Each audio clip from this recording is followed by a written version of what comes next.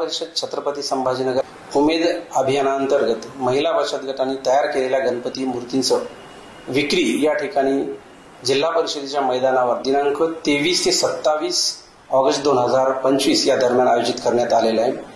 ग्रामीण भागातील महिलांनी तयार केलेल्या गणपती मूर्तींची विक्री या ठिकाणी ठेवण्यात आलेली आहे। मी या ठिकाणी सर्व ग्रामस्थ कर्मचारी बंधूंना विनंती करतो की आपण ग्रामीण भागातील महिलांनी तयार केलेल्या गणेश मूर्तींची विक्रीसाठी या ठिकाणी यावं आणि आपण त्या मूर्तींची खरेदी करावी।